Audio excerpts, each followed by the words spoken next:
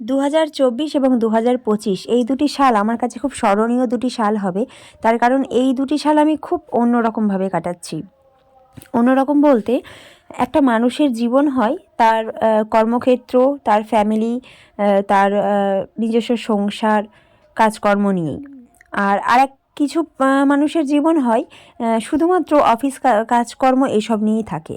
আর আমার জীবনটা যেমন একটু তোমাদের সাথে শেয়ার না করে আর পারছি না, একটা ভালো লাগাও আছে, একটু খারাপ লাগাও আছে, তো শেয়ার করি তোমাদের সাথে।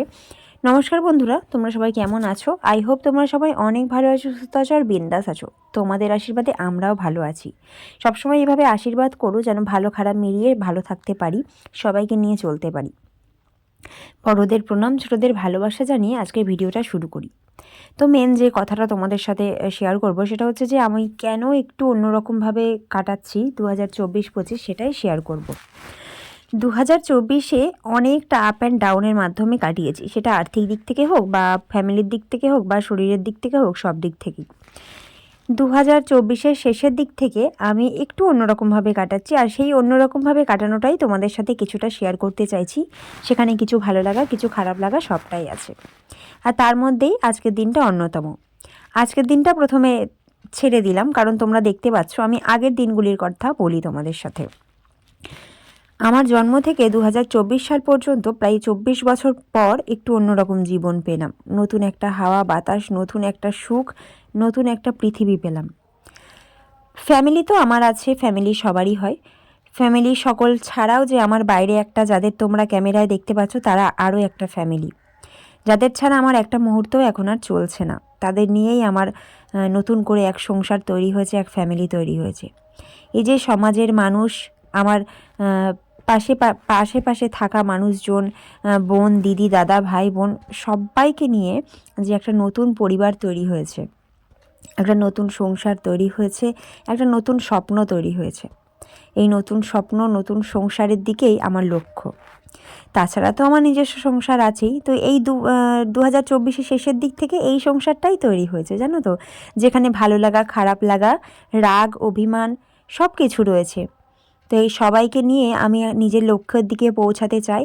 আর যেখানে এই সবাই আমাকে বিশেষ একটা সম্মান দিয়েছে, তো সে কথা এখানে আর বলছি না। তো এই বিশেষ সম্মানটাও যাতে আমি রক্ষা করতে পারি, বিশেষ একটা নাম দিয়েছে, যে নামের বিশাল মানে হয়, 1 কোটির উপরে সেই নামের মূল্য। সেই মূল্য হয়তো আমি কখনো শোধ করতে পারবো না, তবে চেষ্টা করব ওই মূল্যটা যেন আমি দিতে পারি, কাজটা যেন সমানভাবে করতে পারি। তো যাই হোক, আজকে 23শে জানুয়ারি নেতাজি সুভাষচন্দ্র বসুর জন্মদিন উপলক্ষে আমার এই বাইরের জগতের যে সংসার, তাদের নিয়েই ছোট্ট একটা অনুষ্ঠান আমরা করছি, যেখানে সবাই মিলে হাসি ঠাট্টা আনন্দের মাধ্যমে জাতীয় পতাকা উত্তোলন করার মধ্য দিয়ে নেতাজি সুভাষচন্দ্র বসুকে একটু তার জন্মদিনের শুভেচ্ছা জানানো বা তাকে সম্মান দেওয়া, যাই বলো সেটাই হচ্ছে। তো তার ছোট্ট প্রচেষ্টা আমরা করছি।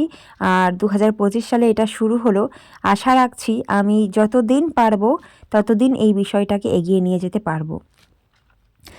তো চলো বন্ধুরা, পুরো ভিডিওটা দেখছো, আশা করছি তোমাদের অনেক ভালো লাগবে। আর কেউ যদি কিছু কমেন্ট করে কিছু বলতে চাও তো বলতে পারো। আর এখানে পতাকা তোলার বিষয়টা হচ্ছে, যেহেতু প্রথমবার পতাকা তুলছি, তাই একটু ভুল ভ্রান্তি হয়তো হয়েছে। সেই ভুল ভ্রান্তিগুলো তোমরা ক্ষমা করে দিও। আশা করছি আমি ক্ষমা চাইলে তোমরা ক্ষমা করে দেবে। অনেক রকম ভুলভ্রান্তি আমাদের হয়ে থাকে, তো জাতীয় পতাকা উত্তোলনের সময়ও আমাদের অনেকটা ভুলভ্রান্তি হয়ে গেছে।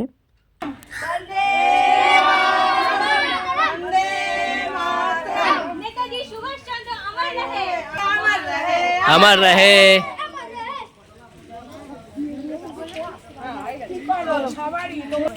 ফটো তুলছি না কেন?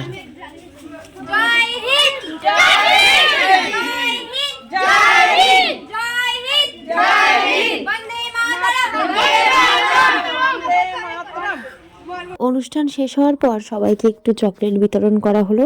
তারপরেই দেখো পূর্বাশা শীতলা শিবকালী মন্দির, আমাদের পাড়ার ছোট্ট যে মন্দির রয়েছে সেই মন্দির কত সুন্দর দেখতে লাগছে, তাই না? আজকের দিনটি আমরা এভাবেই পালন করলাম। আর আমার আজকের ভিডিও এই পর্যন্ত। আশা করছি তোমাদের ভালো লাগবে। ভুলভ্রান্তি হলে কমেন্ট করে ভুলগুলো জানিও, হয়তো না জেনে বুঝেই অনেক ভুল আমরা করে ফেলেছি।